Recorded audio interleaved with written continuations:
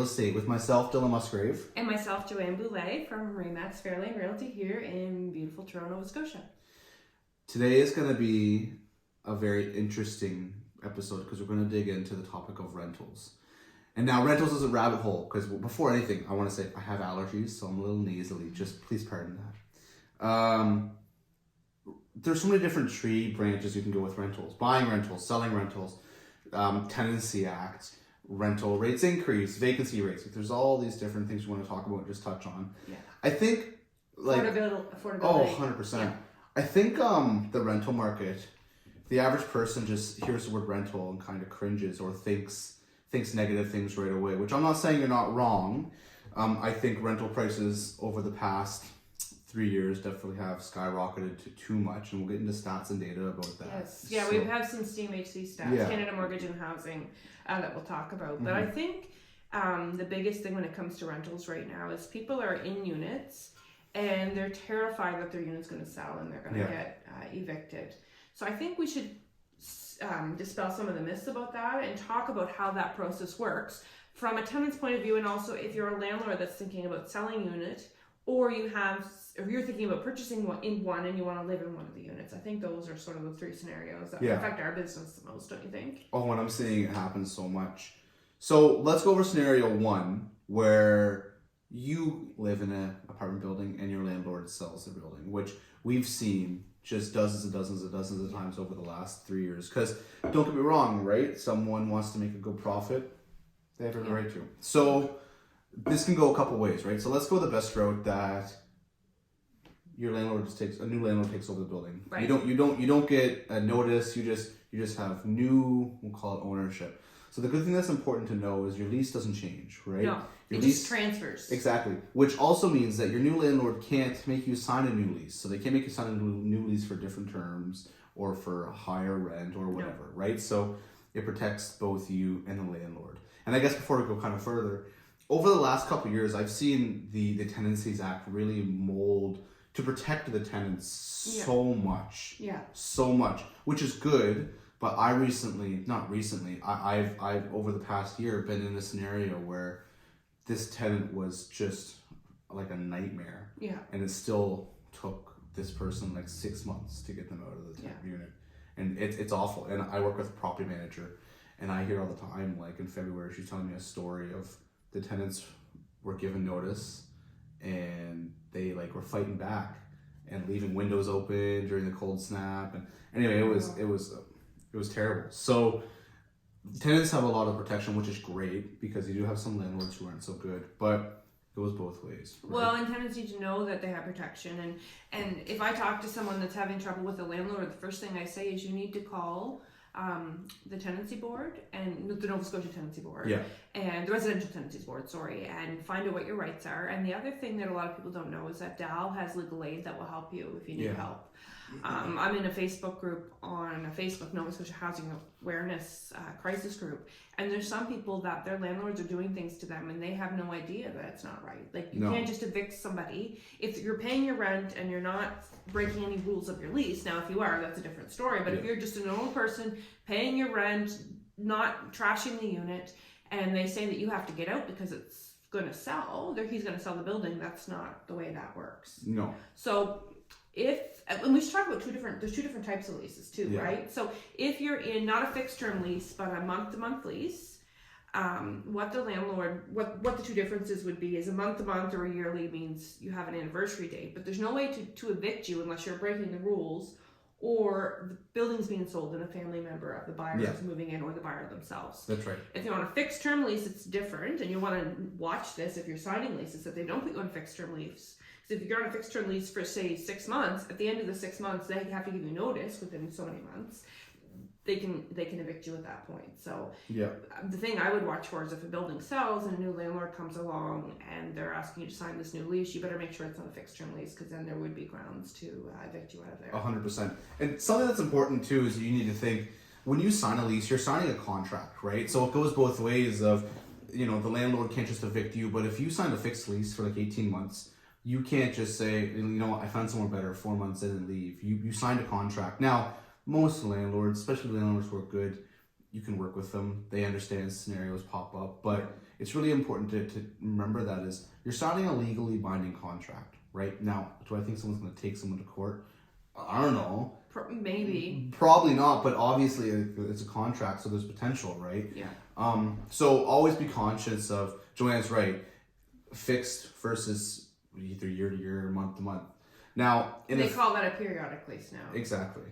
Yeah. Now, with a fixed lease, the typical notice can't be given, right? So let's say you're buying a property, you're selling a property, and typically what would happen is if the purchaser or any family member in the purchaser's family decides to live in that building, they give a notice called a DR2, notice to quit. So what this means is, in an offer, like we've talked about before, you have your conditions, right? So you need to meet your conditions, the deal needs to be firm, the house is sold. Only then that notice to quit can be given. But it only can be given on the day they pay rent. Yeah. Right? So let's break it down to okay, so we're in the middle of June. That's right. Yeah. So let's say someone, your landlord lists the building, or the landlord lists the building, because this comes from the landlord needs how to do these steps properly as well. So we list the building today, we get an offer right away, and we have 2 weeks for the conditions to be met, or 2 weeks for the buyer to work through their inspections and all that sort of That's stuff. Right. At the end of the 2 weeks, a sold sign goes up, and we're still within the month of June.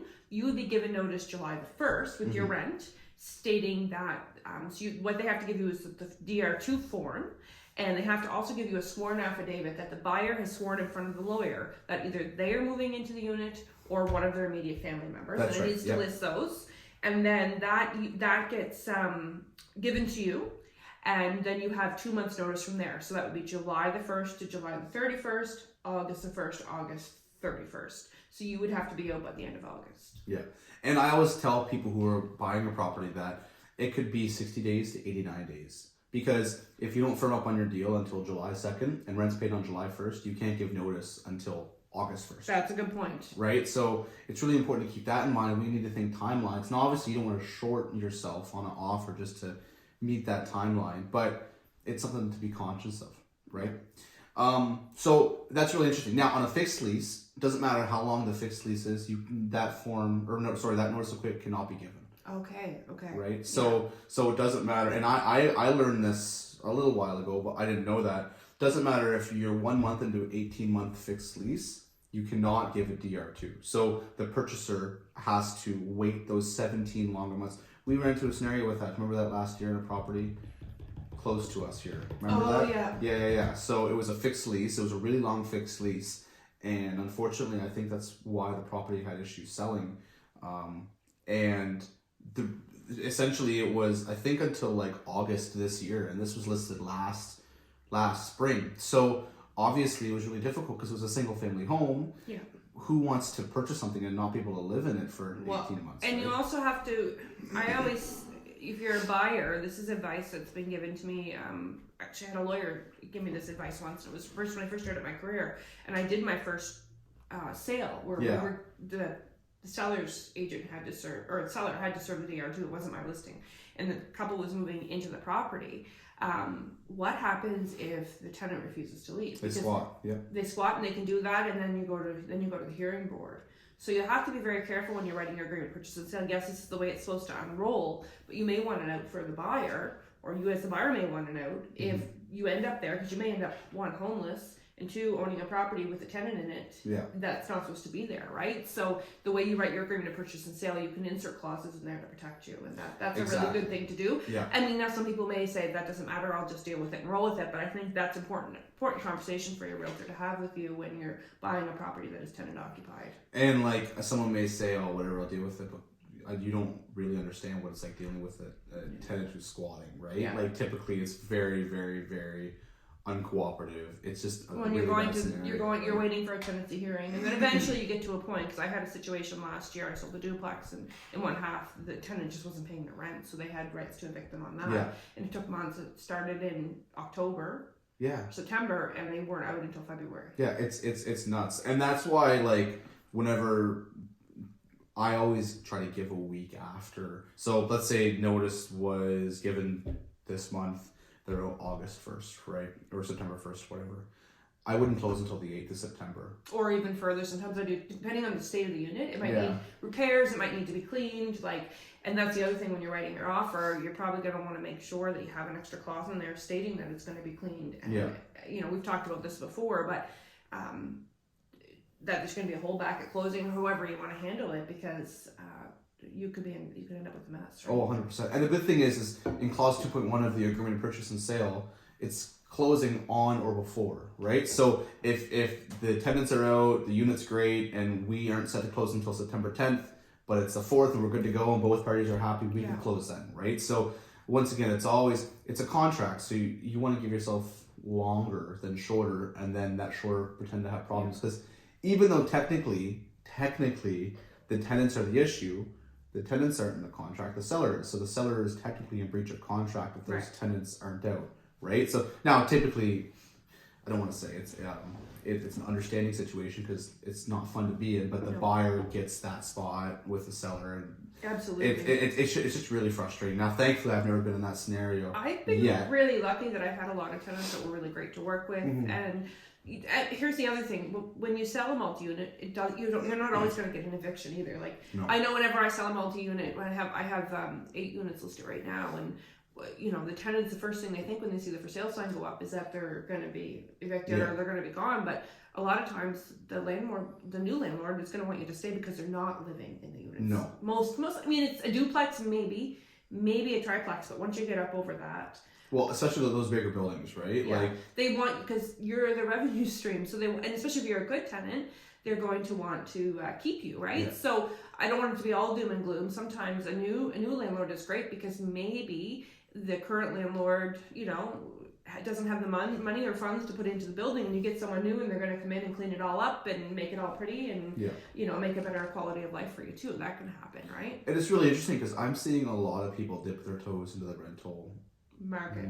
I was going to say industry as a whole, but I'm foreseeing in the next, we'll say 1.5 to 2 years, what's going to happen is I think we're going to have just a slew of rental properties hit the market because people during the pandemic had all this extra money either from the sale of their house or whatever and wanted to buy. And plus, like everywhere you listen to, like Grant Cardone, Gary Vee, buy real estate, blah, blah, blah, right?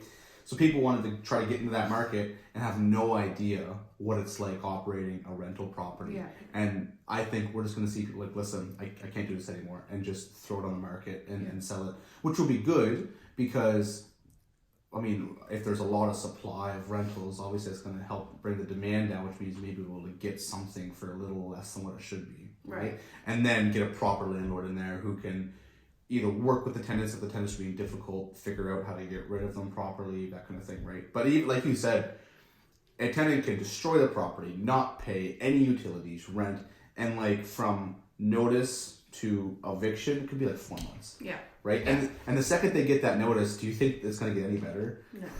It's no way. And on the flip side, there's a lot of landlords that there's a couple things that are happening. There's a lot of investors coming in and buying up properties. Yeah. Big companies that are buying up properties. Mm-hmm. And usually, sometimes they're good, but sometimes they're not. Or you have smaller landlords that aren't doing what they're supposed to be doing.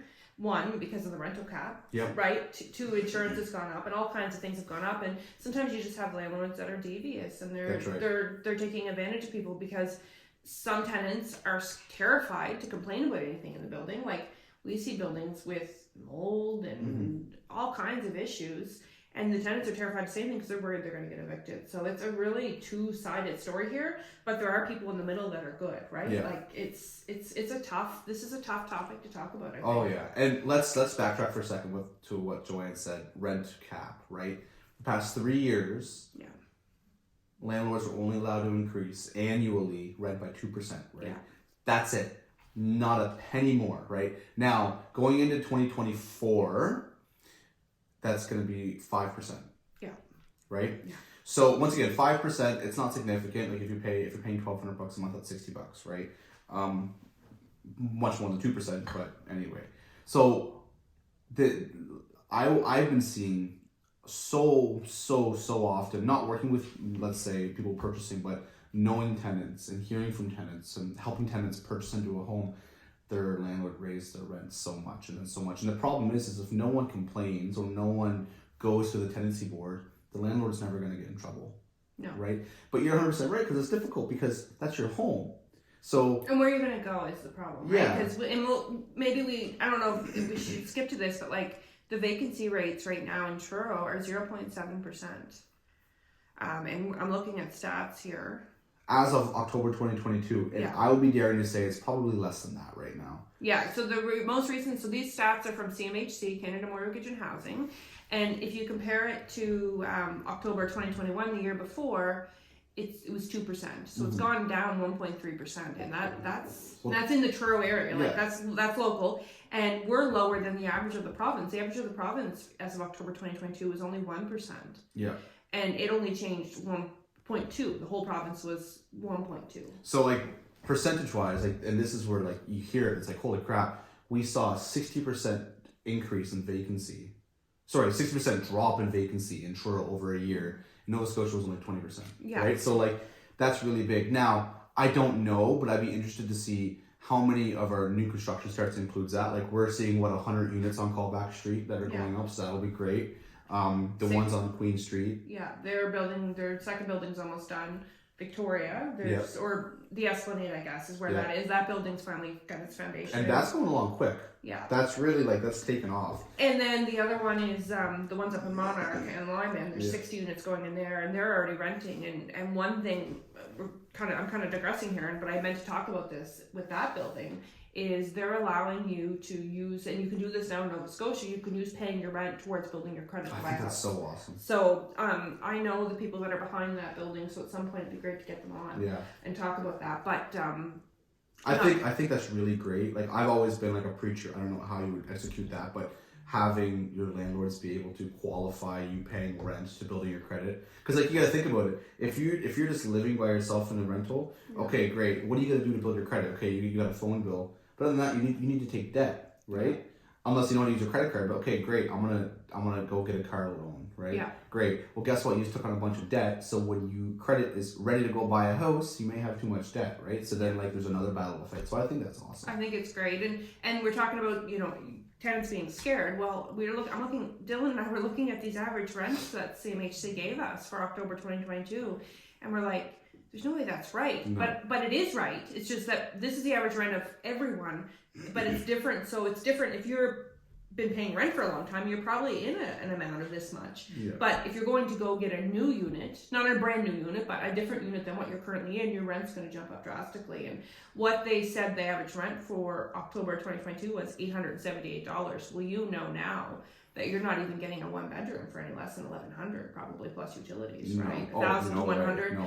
And I would say probably two bedroom is what, 12 to 14. 12 to 14, yeah. And because I know those new ones over on Queen, they were renting last December, not this December, but December before for $1,400. Those ones, that big building on Queen, are $1,800 now, so they jumped up that much. Yeah. The ones we were talking about on Lyman, they're $1,450, I think, for one or two. I think it's your one, and then your two bedroom was $1,550. So those are actually a little more affordable for a new build, and we should talk about. We'll get into that too. And if you want a 3-bedroom, you're looking at $1,500 to $1,600, and if you're looking at a house, what would you say? Like $2,000. $2,000, yeah. So yes, these may be the correct stats, but they're not current with what's currently going on in the market, right? So that's because I remember even pre-COVID, 2018-19, if you're paying $1,000 a month for rent, you have one of the better buildings in town, and now you're barely getting. I don't even know if you can rent a room for that much. No, and it's interesting because this stat isn't just pulled from Truro. It's pulled from Truro, Bible Hill, Brookfield, Hilden, DeBert, Great Village. Looked like it went to Stewiacke. So there's a lot of rural places in that as well. And once again, when you have both worlds of really high rent being in Truro and then really low rent being on the outskirts, and people who have been in units for forever, and buildings that are really run down and can't get anything more than $700 a month, it's going to really skew that average, right? Yeah, we probably better median rent better, right? But they didn't provide that to us. Well, and if you look, $1,350 for Halifax, Halifax now is way above that, and the average for the province are saying is $1,281. So we'll want to get. I've reached out to both the county and the town to see what stats they have. And we're reaching out to CMHC to see if they have anything more current as of this year. So not just for that, but we're going to have a whole podcast about the province and where it's going, and Truro and where it's going, and what we're seeing for new builds and the housing market outlook, because CMHC just released a housing market outlook, and we figured that would be a different topic. So it's just mind blowing, because like to think about a vacancy rate just for rentals being under 1%, it's mind boggling, because if you just take stats, right, just stats alone, if we have 6,000 buildings in Truro, 6,000 units rather than the Truro area, I don't know how many there is, but if we take that number, that means what? Well, 10%. So there's 60 units available. Yeah, and even as of October 22, our vacancy rate was lower than Halifax. Yeah. 0.7 here, 1% in Halifax. I've heard, I don't know, and once again, this is all hearsay, right? But I was talking with agents this week, because I have that house listed, and I have a bunch of people ask for rentals, and like Halifax is like next to 0%. It's like, so people are renting rooms for like $1,200 a month, and it's absolutely horrendous. I have someone I'm working with, and I was pulling data for the HRM. I was looking at multi-units for him, and like, good luck getting a 4-unit apartment that's in 4-unit building in Halifax for less than $250,000, or $1 million, like $250,000 a unit. It's nuts, and it's important to understand when you're looking at the price of multi-units, it's not per unit, right? No. Because you could have a four-unit building here, 4-unit building here, but these are all 3 bedrooms, and these are 2 1-bedrooms and then 2 2-bedrooms. Obviously, the 3-bedroom building is going to have a lot more value, right? Yeah. So it's easier to kind of go by door. I like to talk about by doors too. Because this value here does nothing to this, and then there's so many different variables, like rents. A vacant building right now goes for so much more than something that's rented. Absolutely. Even if the market rent is kind of there, because it's vacant, they can do whatever they want. They can go in and that they can get a better lift that way, because they're going to go in and renovate that unit. Yeah, exactly, right? So, and the thing is they can charge $1,800 a month for a 2-bedroom, because there's nothing on the market. And once again, not saying that that's acceptable, but that's what that's what average is right now, right? And it's interesting, because a landlord could buy a building, you put paint's number one, light, right? Put light fixtures in. Light fixtures in the big picture aren't that expensive. Refloor it, maybe do some stuff to the kitchen, but that's it. Well, right? Let's talk about flooring. It just popped into my head, because I seen an Instagram, and I can't remember his name, and he talked about types of materials. Luxury vinyl flooring is where it's at for flooring right now. Do not put in hardwood, and do not put in laminates. They're so easy to destroy. Yeah. Where your luxury vinyl is pretty much, it's not completely indestructible, but it's going to be a lot better. 100%. Well, and this is interesting too. Like, we were talking about average rents. So from October 2020 to October 2021, rent increased 2% in Truro. October 2021 to October 2022, it increased 6.2%. Which is interesting, because with the rent cap, it's only supposed to go up 2%, right? Well, these are your vacant units that are pushing that number way up. So that kind of mirrors the disparity between the average, what CMHC is reporting and what we're really seeing in the market. Yeah. So, and overall, the province had a growth of 8.4%. And that's probably a really conservative 6.2. Like, there's no way that's accurate. Because if that's comparing to $878 for your average rent, that's not accurate either. Right. So anyways, take these with a grain of salt, but that's the data that we had to work with. And turnover rates are low, right? But so one other thing I was thinking about is, if you're thinking about buying multi-units, what should you be looking for in if you're thinking of getting into investing, when you're looking at a building, what are you looking at? I think like the biggest thing is you need to look internally in the building, right? Like, your tenants are key. Yeah, right? Absolutely. So like, number one thing, before I go look at, so I'm working with 4 people right now in buying multis, and before we even go look, we don't even look at it unless I have a rent roll, right? And how hard is it to get a rent roll sometimes? I think no one does them. Like, it's funny, there was one building, and I asked 4 or 5 times, and I'll get it to you. Then it turns out they never had one. They don't know what it is. And it's been listed for 4 months, and it's like, and then my next thing is, do people not ask for them? like is this not a... Well, it shows you if the tenants are falling behind in their rent. Or deposit, how long they've been there, right? So like, I want to see the breakdown, not just of the units and how much, but I want to see, we pulled one, and it showed that 1 month the tenant paid $4,000. We're like, what's going on there? The rent was only, say, $1,000. Well, they were 4 months behind in the rent, and they finally got caught up. Yeah. Right? So you need to see, like, and you can very quickly look at the units and see who might have difficulty paying their rent and who doesn't, right? Doesn't mean they're a difficult tenant. It just might mean that maybe they fell in. And that's what we asked. We said, well, what happened? Well, someone got sick and someone's dog died or this happened or that happened. And, sometimes that makes sense then, right? And life happens, right? Life happens. Like now, everyone has a different, I guess, like being lenient is subjective, right? Like some people being lenient, and then also how big of a heart do you have? Not saying landlords don't have big hearts, but how bad are you gonna feel for something, right? Yeah. So that's not like tenants are number one, right? So like, are the tenants good? Well, and here's a tip for tenants: if your building is being shown, and you're like, I'm not saying this is gonna make someone keep you, but you should be polite and nice to the people coming through because they might be a new landlord, and half the time that's what I get. But I have shown buildings where they're not so because but if you keep your unit neat and you're polite and nice when they come through, that's going to show them like they might keep you. And I've had this discussion with landlords. They'd rather keep someone who's maybe a little bit below market rent because they're not going to have any issues with them. They know they're going to pay the rent, and that's okay, right? It's not always about the money. Sometimes it's just about having people. You want to make a profit, and let's not. I know there's a lot of debate out there that housing is a human right, and of course it is. But people don't get into the business of owning rentals to not make money, or to just break even, right? Like obvious, it's like owning a business, right? No matter what kind of business you have, the whole purpose is to make a profit, right? And it's really interesting because, once again, don't get me wrong. I think what rents are absolutely ridiculous, and we'll get into I saw some interesting stats about like how many hours on average it is to work to afford rent.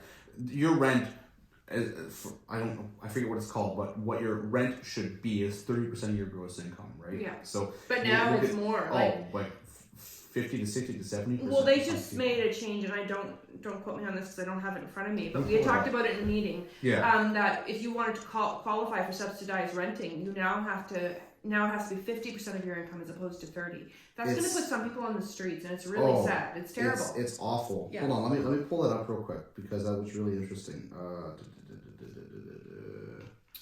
that's not it.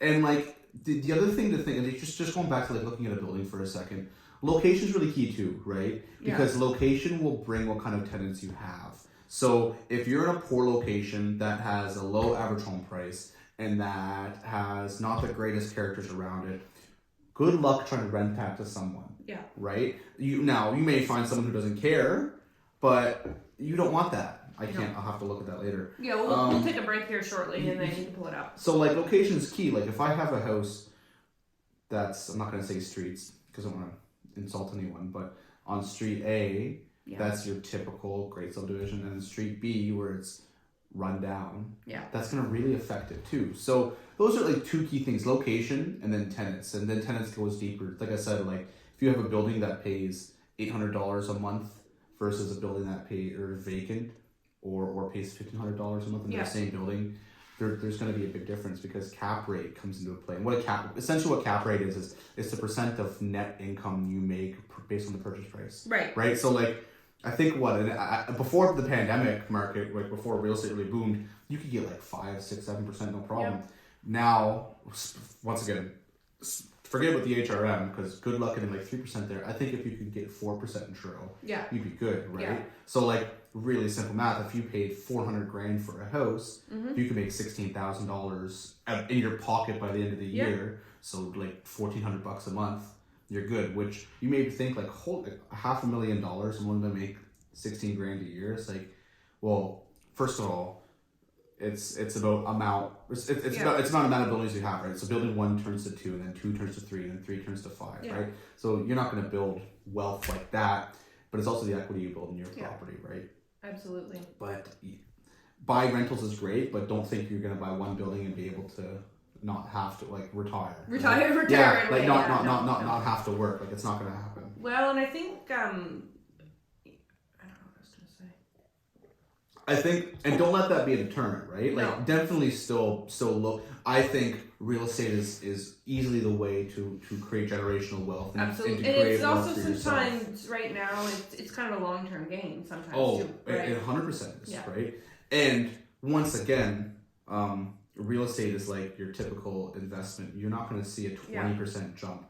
Have we in the past couple of years? Yeah, but that's not typical, right? No. So when you're buying a property, it's you're playing for the long game. Right? Yeah.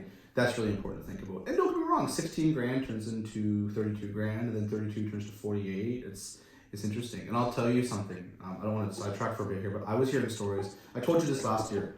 So back in between 21 and like the end of 2022, people would purchase a property. Let's say you buy a 40-unit building for 400 grand. Yeah. Right? And it's a rundown building. Okay, so you use 20%, so $80,000. Yeah. You put $80,000 into it for the down payments. Your mortgage is $320,000. Right. Perfect.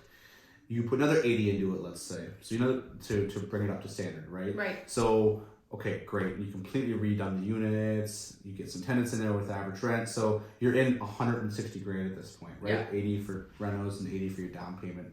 You go to the bank, you get it refinanced, and the bank, the house you bought for 400, the bank now is saying it's worth 750.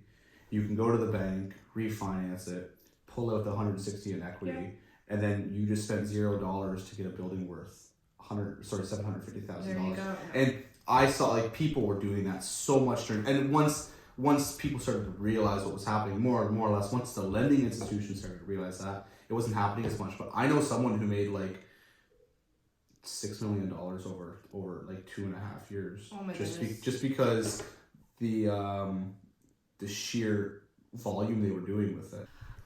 Okay, so what about if you want to sell a rental? That's a good question. What are some of the things you should do? And one thing I think I would highly suggest is to have a pre-inspection done by, some of our local inspectors do that. We have one on the, coming onto the podcast next week. Yeah. So that'll be exciting. Little sneak peek. And so doing a pre-inspection would be good because then you can identify any issues, and if it's something that's easily fixed, get that stuff fixed up, because sometimes tenants don't tell you if things are broken, like we talked about, and sometimes it's just life and they just, they forget about it. But if you do a pre-inspection, you can address any little issues, and then you have the inspection reports available, and you can say, look, I did this, and this, and it might be less disruption for the tenants as well. Mm-hmm. So I guess the biggest thing, getting prepared to sell your properties, if you're doing multi-units, any multi-units from duplex up to 20 units, is you're going to need to get all your paperwork in order. Yes, and I like 100%. To get my sellers to do this prior to listing, because then it's a lot easier when people start asking for information. So that's copy of all leases, your rent roll. If you don't have one, then it's a good time to take a look at creating one. Yeah. Your income, your expenses. You'd want to make sure that it's good to pull a property status report if you're in the town of Truro to show that there's no infractions against the building, and also I think it costs $25. You just went through that. So do you want to explain how to do that? It's super simple. You just go on the town of Truro website, and there's a little, if you go to their sidebar, the little hamburger, and you open up and there's a spot where it says zoning, and you just go there and it says somewhere in that page it has request a property status report. And then it's super, like it's all one click. You go down, you put the property address in, who you are, if you're a company, who you work for, and then you put your credit card info in. What kind of information's on that report? So the first thing is it says, okay, what the zoning is, right? So whether it conforms with the typical zoning restrictions or not, it says this is what it's zoned for. And then underneath that, it says, okay, so this is what it's zoned for, this is what it's being used for. So, okay, for the example that I just went through, this property was zoned R1, right? So R1 is single living unit. There's some changes coming to that, which we'll talk about someday. Now, this property was being used as 2 living units, right? It's a duplex. So underneath it, it said single dwelling unit property, however, conforms for a 2 unit dwelling property, or however it says. So if the property zoning doesn't conform with what is being used, it's going to say underneath it that this conforms or doesn't conform. If it doesn't conform, it's essentially it's a legal unit. It's a legal unit. So you're going to want to make sure, that's another point if you're buying a new unit, or buying not a new unit, if you're buying a multi-unit, is you're going to want to see that letter, because you need to know if you're buying, because if the town finds out, usually they find out when they go up for sale that there's an illegal unit in there, they may come in and demand a whole bunch of things, right? Work orders against the property. Yeah, and it's interesting because I'm not saying this is the case, but I found out it's actually not very difficult to get an approved confirmation on your property, right? So like, let's say if you have a duplex and you want to make it a triplex, as long as it's not changing the face of the property or the structure, typically they're going to be okay with it, because the town is trying to expand to have more units and buildings. You just have to go through a development agreement, right? To make sure everything is safe. And we see them all the time, and we usually talk about them in our meetings, is that, we were talking about one on Brunswick Street yesterday that they want to take a duplex and turn it into a triplex. And right now, as it stands, there's a 5-phase development agreement process, and sometimes if it's a smaller building, they'll fast track it. Essentially, you go to a planning development meeting, present what you present it. Then the town, there's a committee, the planning and development committee will, I can't remember the exact name of them, but they'll make suggestions. You go back, you bring your plan again, and then they'll do public consultations. They'll email people in there, mail people. They'll have a survey, that sort of stuff. You have your public consultation, then you come back again, and eventually it gets approved. You go through the process. It goes to town council. The planning committee makes a recommendation to town council, and if they don't make the recommendation, then you're done. And then town council approves it, and away you go, right? And it's interesting. All development agreements are all online. Yeah, you can see them everything. Anyone can go see it, right? Yeah, and they outline the all the plans, who they are, everything. Yeah. So if you're curious about a neighborhood in Truro and you're like, oh well, it kind of looks like there could be development behind me, you can actually go on the website to see what there's an application has been submitted for, by who, and then you can see the ones that have been approved, and then it also shows the ones that are currently under construction as well. Yeah, and if you see, once again, just a little tip. If you see it's like a Nova Scotia company, a registered LLC, you can go on the joint stock website and find out who's the owner of that. So once you have all your documents in place, that's a good part, and your realtor's really going to need all those documents anyways to help you put a value on it, because one, you have the structure, but two, like Dylan said, you have the cap rate and what income is coming in. So it's sort of two things, and sometimes when we price them, we can't just use the numbers because there's value there in the building if you've had your upgrades. Potential value in the future, right? And also things that you're not going to have to do to the property, like if your roofs are all good, hot water tanks, oil tanks, and what else is going to affect your value is if what the tenants are paying for and what they aren't, or what the ability is. So like if a property has all separate power meters, that's going to increase your value 100%, yeah. And if you don't have oil heat, like I find that oil heat usually means that you're paying the heat, and that's going to bring your value down. Well, right? You're not going to get an oil tank in for each unit, and if you do, then you need a furnace for each unit. Like it just becomes so much more complicated. Right? Yeah, well, and the electric's just so much easier, it's so much cleaner, and but not saying that you could do 100%. You could do that too, right? But have a list of your updates, because people are going to want to know not just your income. Like if you have maintenance, they're going to want to see the breakdown of that. So as an agent, I like to go through all of the financials and see anything that I can be like a red flag, or not even a red flag, just a question. What is this? It's good to have that before you go to market, and then you have all that information. And it's a lot of information usually when you're dealing with multi-units. The other thing is, if you can get, a lot of times you can't get inside photos of the units.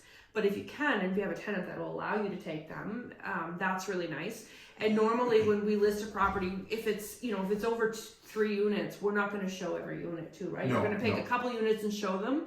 And then with, just because if you have an 8-unit building or a 16-unit building, it's really difficult to line 16 people up and disrupt their lives, especially the first couple of days of showings. Yeah. You're probably going to have a ton in this market if you priced it properly, and just have a couple, and then of course on inspection everybody's going to have someone come through, right? I think transparency is key, right? Because like with any listing, transparency is key, but especially with a rental, because if you were like dilly-dally about getting your rent rolls together and not kind of saying everything about the tenants as you want to, it's going to come to fruition eventually. Yeah. And you're going to either waste all this time dealing with a buyer who wouldn't have wanted to come to the table if they knew the issue. Yeah. Right? And it's waste your time, waste the tenant's time, waste the buyer's time.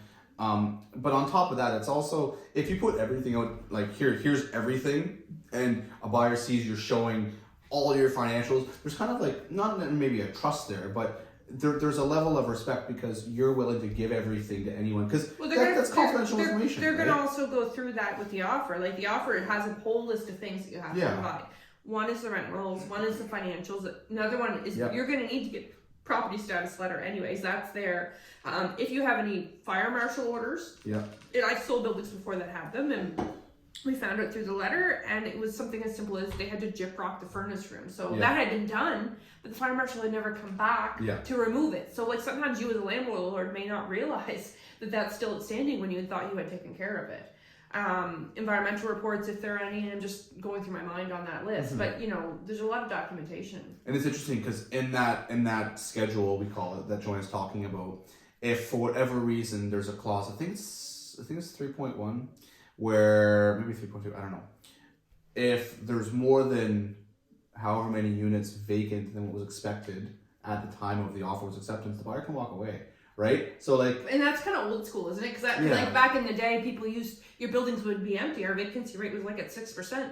Now that's probably not going to happen. And if it does happen, that's great. The buyer's not going to walk away. So a lot of times we just remove that clause from the offer because it's almost doesn't even really need to be there. But I guess I can understand that maybe if your bank requires that, you need the financials to do that. But chances are you're going to be able to rent that out in a second for more money than what was there anyways. Yeah. Another thing that's interesting in there is that you're going to get all the damage deposits, right? But it's really crucial to keep that in mind that if someone rented that in 2012 and the rent was $800, you're not getting that much of a damage deposit. $400. Even if their rent is somewhere to where it should be now. Yeah. So that's another thing that's important to keep in mind. Now, typically, if a tenant's there for that long, I'm sure they're good and you wouldn't need to keep that deposit for whatever reason. But that's something else you need to keep in mind, that your damage deposits could be a lot lower than what you may think. Right. How does that work between at closing? How do the damage deposits get transferred? Does that do with the lawyers? That is with the lawyers. Yeah, that's right. So you're going to need to make sure that your lawyer has all this information too on both sides, the selling and the buying, because they need that in order to make the adjustments. Yeah, exactly. Yeah. It's really interesting. So like in a typical in a typical home, I mean, your equity is the thing that really affects your value, right? Yeah. But you have two things with a rental that really can affect your value. You have your equity in your property, but then you also have your tenants, right? Yeah. And if you have good equity in your property's maintained well, it looks good, it's in a good location, your tenants are good, they pay good rents. I mean, like, if you have both of those, you're going to get a good price. And not only that, but you're going to get a lot of people through the door because there are a lot of people looking for that. Yeah. Right? There's some landlords who just want they're no issue, right? They don't want to deal with problems. No. They don't want to deal with tenants who are causing problems. So it's just they won't even look at it. But if you have great tenants, good rents, good location, you're going to be good to go. So one of the things we should talk about too is there's some recent legislative changes. So before you were only able to increase your rent by the 2% rent cap on the anniversary, but now you can increase your rent anytime, not on the anniversary, when the tenant's on the lease, but you have to give 4 months notice. Yeah. And you can only do it once every 12 months. So like if you take hold of a building and the rent hasn't been increased in the last 12 months, you can actually increase the rent. You can give them 4 months notice that their rent is going up that 2% if it hasn't already happened. And I think that's why they put that in place. Yeah. And then the other thing, so for example, if you signed a lease in April of 2022, the landlord can increase the rent anytime from April 2023 onwards, once you're in your first 12 months. Rent cap remains in place right now for 2% to the end of 2023.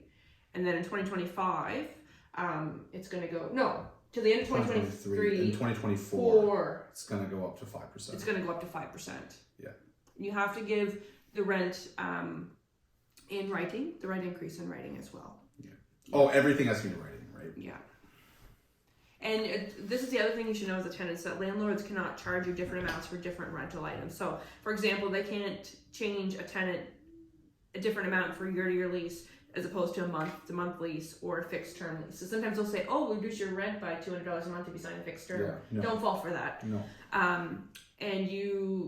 And if you sublet your lease, your unit, without the landlord's permission, they can end your tenancy. So that's another thing, because people are taking the rent, they're only paying $800 a month, and then they'll sublet it to someone else for $1,200. They make $400, right? And you have to give 24 hours notice, even if they've given notice. So before, if a tenant gave notice to end the lease, the landlord didn't have to give you 24 hours notice. He could say, come in an hour, but now they do have to give you 24 hours. Yeah. So those are sort of some of this was in February of 2023. Yeah. Here's something else that's interesting about rentals and tenants' rights. If you have a cat and 2 dogs, landlords are not allowed to charge you extra rent for your animals. Really? I didn't know that. Yeah. So they can easily just say, no, we're not going to rent to you. But they're like, here's $50 extra per cat and $75 extra per dog. I learned that recently too, that they're not allowed to do that. Oh, okay. And they also can't, like what they were talking about with different charges, like charge you for part, like, so your rent can only go up 2%, but now we're going to charge you $100 for parking and $50 for storage and $25 for your cat. Doesn't work like that. And they can't jump those amounts up. Anything that's going up can only go up 2%. Exactly. Of what you're already paying. And let's talk about you have a new landlord buys the building, and you know what? He says, I don't want to pay any utilities. The old landlord was paying your utilities. Yeah. So as a tenant, you're going to pay your own utilities. So that they can do that. They're allowed to do that. However, your rent is going to decrease to make up that difference with utilities there. So let's say you have to agree to it, right? Yes. So let's say your rent is $1,000 a month, and the landlord pays utilities. Great, but let's say utilities are, I don't know, let's say $250 a month for power, water, and everything. Yeah. Your rent goes down to $750 then, and then so you pay $750 plus $250. So the landlords can't make you start paying that, so they can start pocketing more too, right? So it all equals out at the end of the day.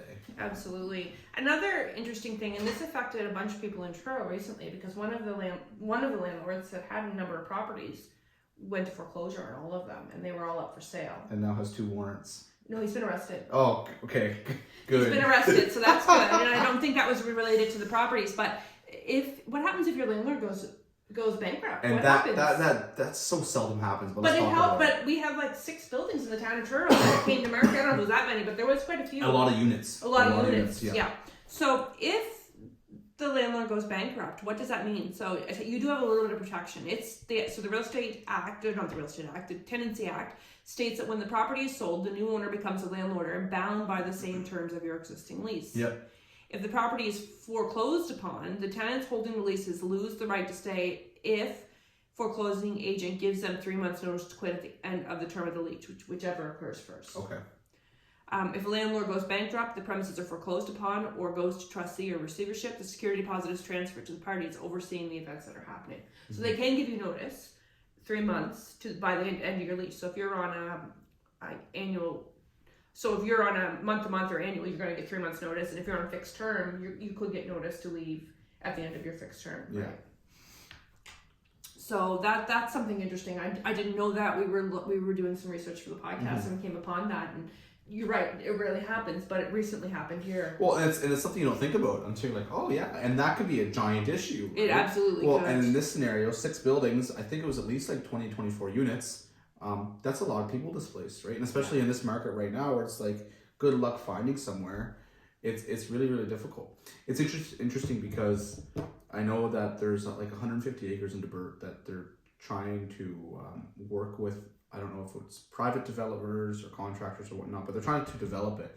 And we heard about this when we went to the Mayor's and Chiefs breakfast in April. Oh, yes. And I know like a portion of it, they're going to do phases, obviously, because that's a lot.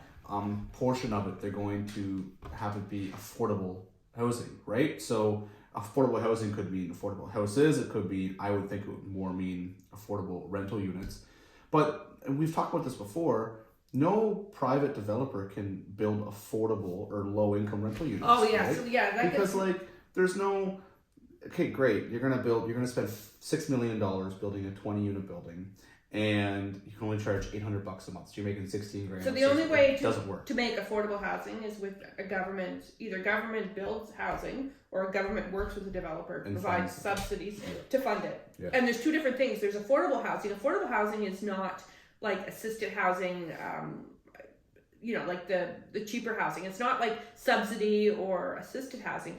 Affordable housing is for most people, right? Like it's in that middle range, and affordable housing is, we're talking 30 to 50% of your income. It's your 30% of your income versus, someone who's getting a subsidy from the government to help them pay their rent if you're on assistance or something, right? Affordable housing is going to affect most of us. Oh yeah, and I was that graph I was talking about earlier. I didn't pull it up, but I know in my head. So they were looking at all the major cities in Canada, and Halifax was the 4th highest hours needed to work in a month to afford the rent. So absolutely. So I think it's supposed to be 100 hours a month you work over the course of a month, and 30% of that should be your rent.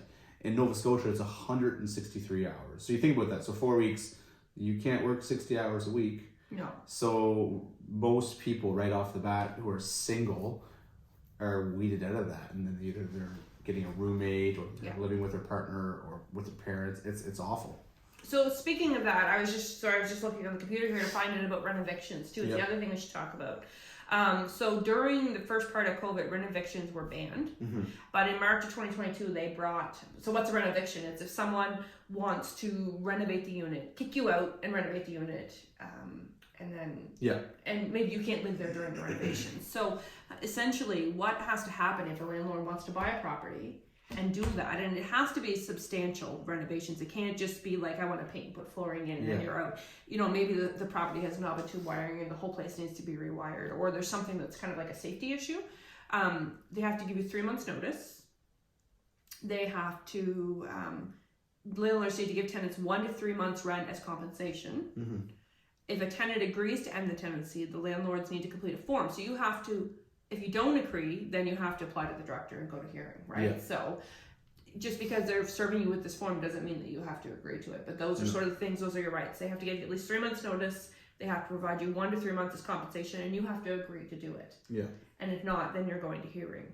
And there was a big case in Dartmouth that they just won over the landlord. I saw that, yeah. So actually, I have that here. Let's talk about that a little bit, because that was sort of a thing. So there was 86 renovation applications as of in 2022 as soon as that went through, right? So I think that one with the landlord,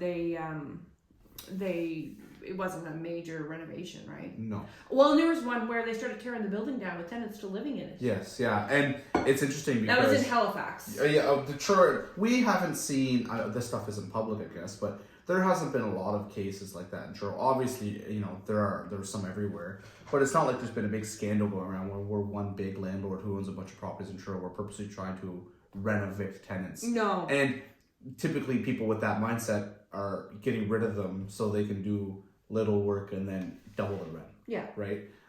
Typically, you know, people who've been there for 10 years, they want to get them out so they can shoot that rent up, right? But there are times where that's happened where the building does need to be because like we said, prices have gone up so much. There's a lot of buildings that are sitting in quite disrepair, right? And maybe they're not safe to live in, but that's a whole other side to it.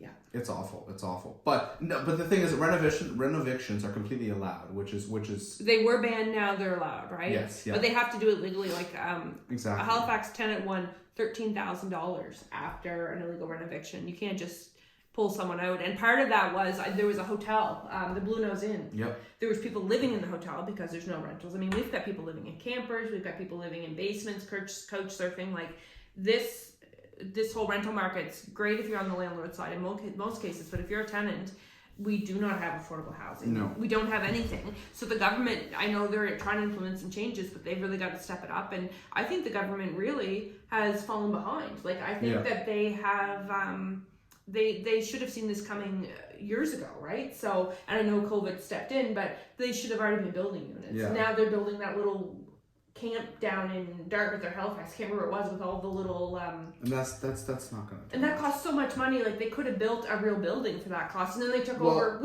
I was at an event at the Dartmouth hotel, and they've turned that, the government's leasing that for a ridiculous amount of money. And that's the one on near the bridge, right? Yeah. The Holiday, is it the Holiday? Doubletree. I think they figured it was like $600 million is what it's going to cost. Yeah. How many buildings could you build for that?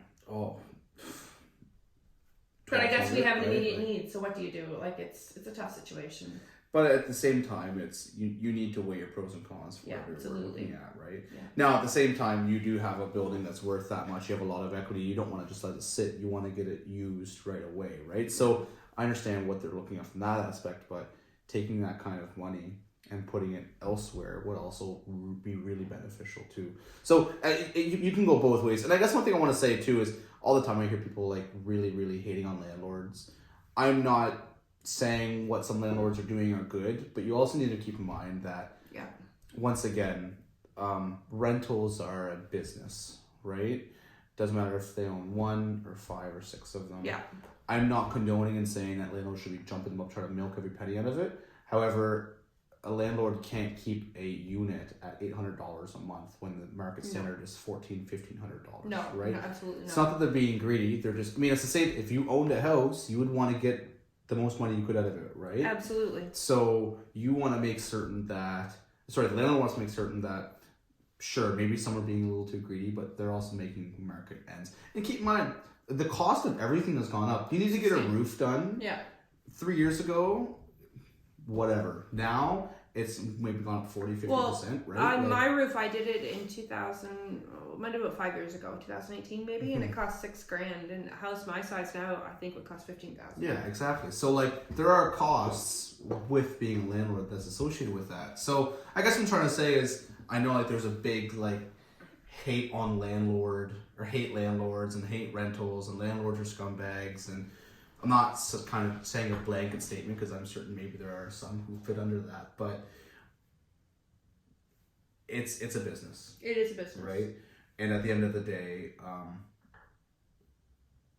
things need to be able to make profit and be lucrative. And once again, you also need to keep in mind that for landlords, it's the government's job to step in and provide affordable housing. But on the same time, it's a good chunk of landlords, like landlords who have owned buildings for quite a while, are doing quite well, right? Because they bought it when the market was wherever it was years ago. But people that are buying the current units have huge mortgages. And like I just said, right? Like, it's funny, once again, with one of the couples I'm working with, we literally sit down and be like, okay, and they want to live in a unit. So it's like, okay, if you're living in a unit, you're making like $300 a month, right?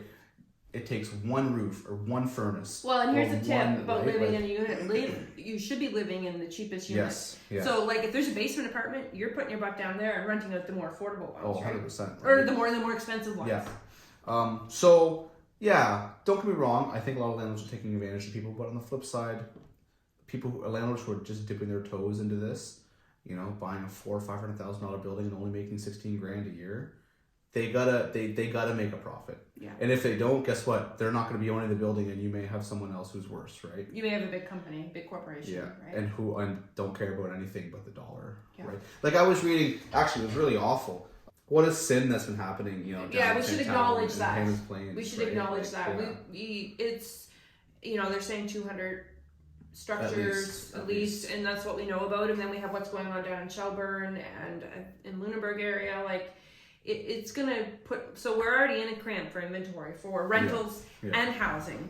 And this is just going to cinch that up. And after the fallout from Fiona and the insurance industry, I was listening to a podcast this morning from CBC, and they were saying, this is going to take a long time. Yeah. And right now, just in case someone's listening to this that was affected by the fires, if you go to I think it's the Canada Game Centre, they have insurance companies set up there. Mm-hmm. And you should be checking your own policy to make sure too that your rebuild amount, because you might have got a policy 10 years ago, and maybe your rebuild amount is not enough with the costs. Things have jumped up, right? Like I think we were talking about this the other day. I told you that. There was I know one person specifically who they bought their house like 15 years ago, and don't be wrong, what their mortgage amount is versus what their insurance covered, they're like, that's fine, it's paid off, but they just lost like, I think it was $600,000 in equity, right? Yeah. And then everything in the house because their insurance policy didn't cover nearly what it should have. Yeah, and if you have to rebuild, if you don't have, I don't know, $1 million plus, you might not be able to rebuild. Especially in those areas, yeah. Yeah, and well, to rebuild anywhere, I know they estimated to rebuild my house 3 finished levels. Mm-hmm. I think it was over $1 million. My house is not worth over $1 million, but if you want to rebuild it from new with the square footage that it has, that's what you're looking at. Yeah. And the other question was, what about landscaping? Because your landscaping's gone. What about cleanup? Does the insurance policy cover that? Mm-hmm. And that would be, so she said that the insurance adjuster that was on there said for her company they cover it, but not every company will. And you should really make a phone call. Everybody should make a phone call, because this may not be it too. That's the other scary thing is Fiona has made such a mess of the woods. Hurricane Fiona, there's brush everywhere.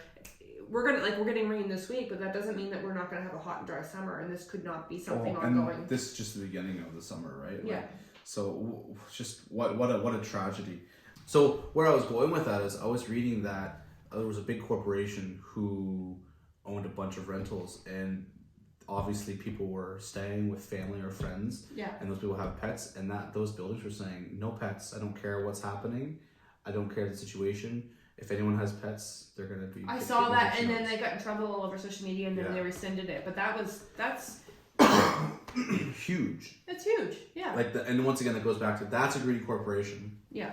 Who has no care about your personal well-being, right? right? Yeah, absolutely. But talking about insurance as a whole, tenant insurance is something that every tenant should look at having, right? Absolutely, because if you lose everything, be it fire, flood, hurricane, I mean, we've had a lot of stuff hit us in the last couple of years, and they're saying we're going to have another active hurricane. It's not only going to cover your contents, but it might cover you for a place to stay, right?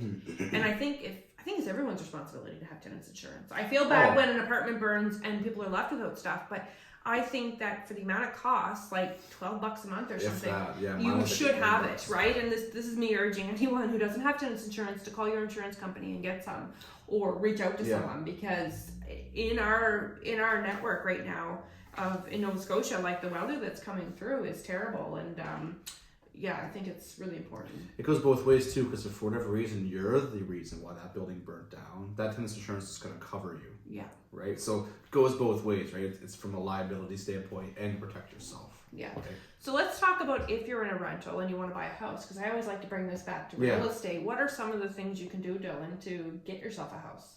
So obviously the first things first is you need to make certain that you're able to live, right? So before even looking at a house, look at your finances. Okay, this is my rent, this is my tenant's insurance, hopefully this is whatever else, blah, blah, blah. How much can I put aside to start looking at a house? Because sure, there's down payment assistance programs, but you still need closing costs, you need a deposit amount, inspection amounts, etc. So that's the first thing. The second thing is credit, right? Credit's really important. We were just talking about this before we started. It's really difficult to start building credit when you don't have a lot to work with, right? But you can now in Nova Scotia build your credit from paying your rent. So I reach out to your landlord and say, hey, see what's going on. See if that's something that they can register for. And I'm not sure the whole process on that. That's not something that I'm really educated on, but I think that that's something they can look into. And well, I think it's fantastic because, like, let's look at it. Okay, great, you have a cell phone bill, right? Maybe you have a credit card that you're good at using and paying off. Great. But the second you start going deep into credit, okay, you take a car loan, great. You start building credit, you make payments, but okay, you just took on $30,000 in debt. When you go to buy a house, it's going to kill your debt ratios. You may not be able to afford a house, right? Yeah. So having that, having landlords be able to apply for that program, once again, no idea what it is, it's really phenomenal because it's going to allow people to build credit by paying rent. Absolutely. Right? It's going to do the opposite too, though, which people need to understand. If you don't pay your rent, it's going to start hurting your credit, right? Which I think is good because it's going to start making people a little more accountable. Absolutely. I'm not saying if your average tenant pays their rent, but then it's the next thing is like, what if they have a bad month and both parties understand, next month I'll do this, whatever, but like, is that going to hit their credit? Right. So that's my thought is what happens there, because life happens, right? Absolutely. Life, like you have no idea what's going to happen in the next 6 months, and maybe you have a bad, month or two, and you need to set money aside for something else, right? So I think that's really important. That's number one. Like, start looking at your finances, start looking at your credit. Yeah. Right? And from there, what I did is I let my landlord know, hey, just by the way, I'm looking to buy a house. So when he got the notice, it wasn't such a shock, right? Yeah. And especially right now, a lot of landlords are really good if you have a 60 or 30-day notice to quit. From giving notice from the tenant side, if you want to leave sooner, as long as everything's good and you have a good relationship with your landlord, they're probably happy because they can put the rent up when they go in. Exactly. So that's the other thing too. Just keep a good relationship with your landlord, right? Doesn't matter what your opinion on he or she or they are. Just keep a good relationship with them. Absolutely. Right? And then start looking. That's the first thing. But no, really, finances is key. And then talking to a mortgage broker, and like we had Marion and Shannon on last week, and they talked about you need to go and start with them. She had one guy she worked with for 2 years, so start making a plan. Getting with a good mortgage broker is great, and then figuring out all the steps, and they'll guide you along the way for that. That's right. Exactly. That's key. That's crucial. Rent to own is something I get asked a lot. Does someone want to rent to own? And rent to own to me, it's not. I have only ever seen one successful in 18 years of working in this office, a rent to own that actually worked out. Just because there's so many places for people to get taken advantage of from the landlord side and from the tenant side, and people always ask on, you might get a message on Kijiji or Facebook. Will the landlord rent to own? No, especially not in this market. If it was hard to sell a property, they might look at doing that. But if you are going to do a rent to own or enter into rent to own, you want to make sure that you have a very good contract and have a lawyer look it over for you. And something that's important is we don't do rent to owns on MLS, right? Rent to own is not MLS. In fact, residential rentals are not on MLS. No, so we can't do. It's completely private. And the other thing we should mention too, and I meant to say this at the start, I was thinking about it while we were talking, is all these rules for leases, and those do not apply to commercial tenants. Commercial tenants really, I don't think, have much protection from the government. This is all residential only. Yeah, and which is really important to say. Well, and like it's a different scenario with commercial residential. Too, right. So that's important. Is there anything else we should touch on? I don't know, but this was our word of the day too. We didn't say that, but word of the day is rentals. Just in case you didn't pick that up. I think we've kind of talked about rentals a lot, so we can move on to our next piece if you want. I want to talk about I think it was last July, there was a new piece of legislation put in place called non-resident, or I think it's called provincial detransfer tax. So, if for whatever reason you don't know, whenever you purchase a property in Nova Scotia, you pay something called land transfer tax. So it's per county of how much it is. Yeah. So in Colchester County, it's 1% of the purchase price. Yes. Right. So Colchester County, you buy a house for $200,000, you pay $2,000 in detransfer tax.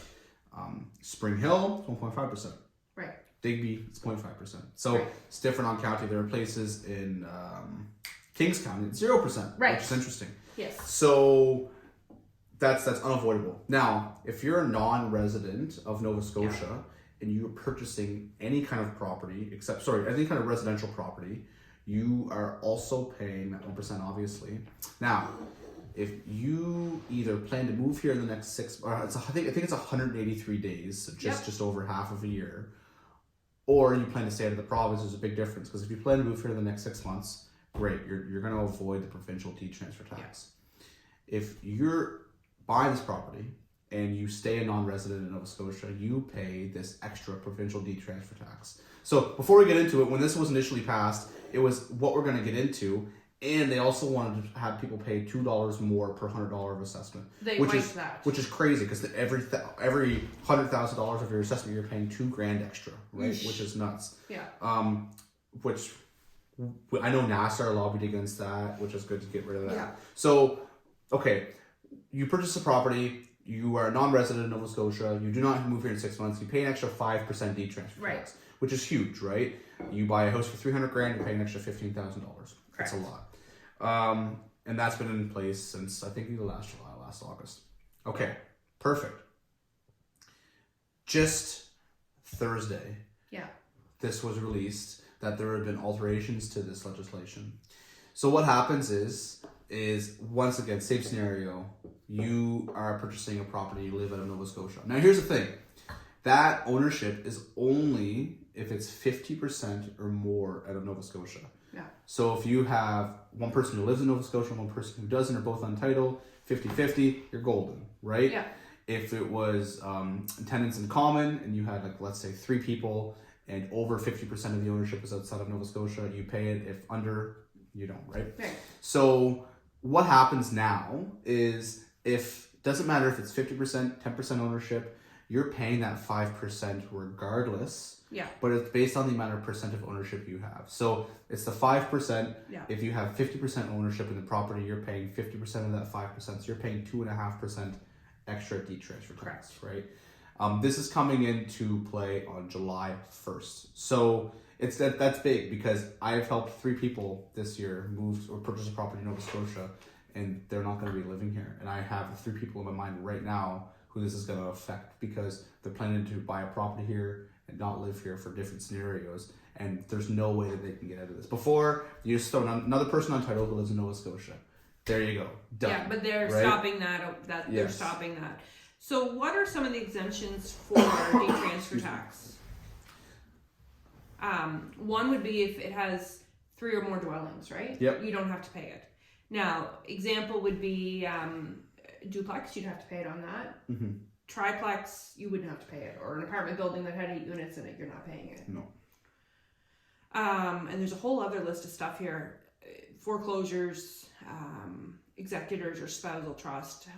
There's some things there that it wouldn't apply to, but for most people, it applies to them, right? Yeah. Like your average Joe, it's going to apply to. So whether it's like a rental property of duplex, or if it's a cottage, or if it's whatever, you're going to end up paying it. So what I'm saying now is, if this is you need to start budgeting that, because even if it's just 50-50, you're going to pay an extra 2.5% deed-transfer tax, which I think is going to be, I very, very rarely do I see tenants in common. It's usually joint tenantship.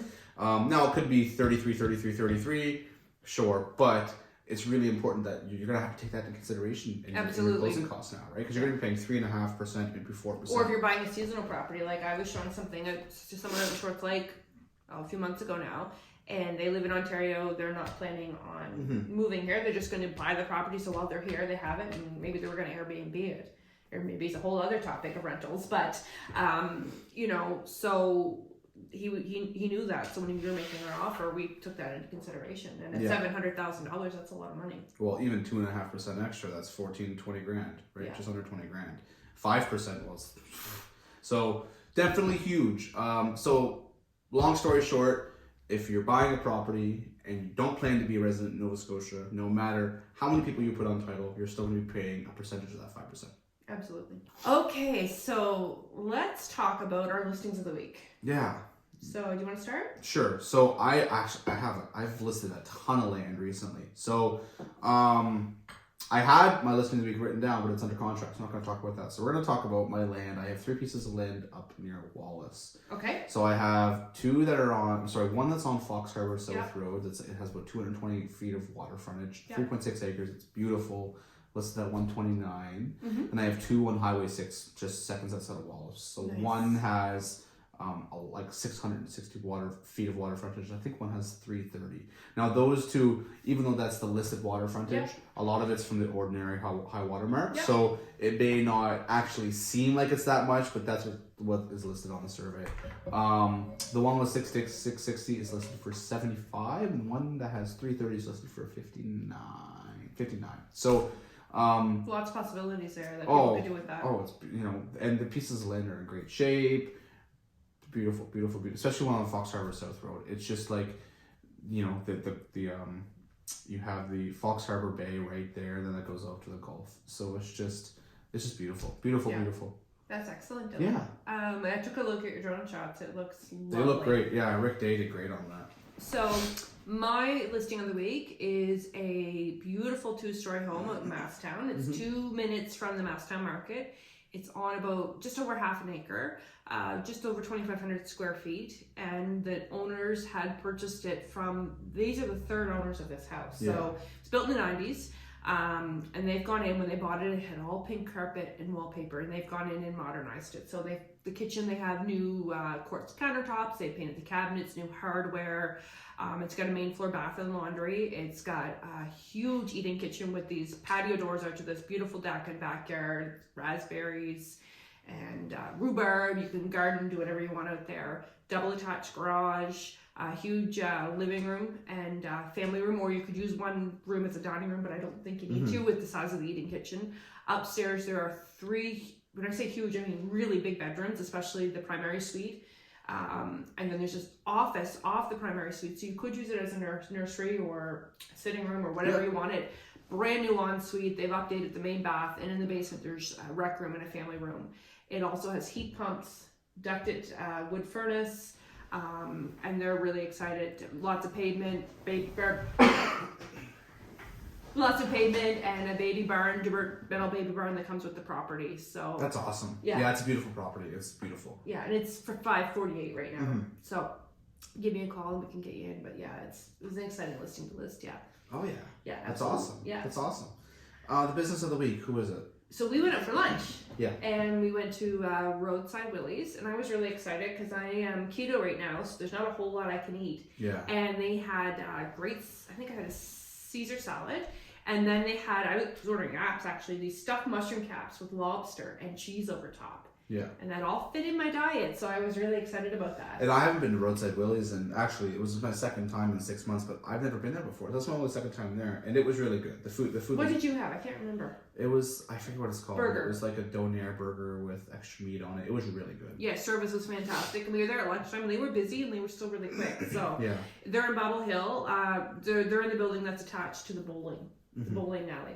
I haven't been bowling in years. I go bowling all the time with Denver. Do you really? All the time, yeah. Actually, I love bowling. We should do it some night. We should go bowling some nights. Glow in the dark with the whole team or something. Yeah, we went there on Friday night and it was great. Oh, that would I'd be love fun. to bowl with a team. That'd be great. That'd be fun. Yeah, we should. We should do that. Like, yeah, everyone. That'd be everyone. awesome. Yeah, we should invite everybody. Okay, so that moves us on to our next segment, which is our best offer of the week. Which isn't really an offer; it's just our high of the week. So, what was your best offer of the week, Joe? Getting one of my properties under contract. So we hit the market Monday. Technically Tuesday. We were listed Monday. We didn't go on MLS till Tuesday. Yeah. And then Thursday evening we had 8 offers. And I was one. Yeah. I know. It's okay. That's fine. We had 8 offers and we're under contract now. So mine wasn't the one under contract, but that's okay. No. We'll find something else. But yeah, beautiful house and ton of. I think we had like almost 30 showings in 2 days. Not even 2 days actually. It was maybe it was like exactly 48 hours. So ton of action and like. I wouldn't say that's where the market is going right now. I think maybe that was just not a one-off per se. But it was a unique property, right? It It has 2 units and they're both empty and it's a beautiful house. So I think that we're not seeing that a lot in the market. So when you see that, the market reacted to it very strongly. Oh, 100%, right? Yeah. 100%. So no, that was definitely my best offer of the week. Okay, I'm gonna throw something new at you because I just thought of it. So we should do 2 best offers of the week: one personal and one business. Sure. So I'll tell you my business one, what you think of your personal one. So my best offer of the week was I got a deal together on my multi-units. So that was really, really exciting. We should be going for them next week. So yeah, I'm really excited. Awesome. I'm really excited about that. And that's big too. Yeah. Okay. For me personal, you go ahead personal. I gotta think about that. My personal was I got to go to Halifax yesterday. And I went to 2 local keto grocery stores and I got all kinds of neat food. So I'm going to have some for lunch. So I'm really excited about that. Oh, you know what? No, I do. So my personal, in junior high, I was a assistant coach for a basketball team. Yeah. And everything comes full circle. And he was in my life. The coach was a lot. And I'm going to help him start buying. Actually, I was just texting a second ago. Everything's good to go. So this week we're going to start looking at houses. Yay. So that's great. Like, be able to reconnect with him and come full circle really with that. So that's really special to me. So that's exciting. Yeah. Okay, I think that's it for this week. Yeah. Sorry about me being congested. Hopefully it's okay. Hey man, life happens. Yeah, I know. Thanks for listening. Next week we're gonna have a special guest on. We're not gonna say who, but you have to stay tuned and see. Yeah, I might have given a hint a little earlier, but those of you that know us can probably guess who it is. But we'll see you next week. Thanks.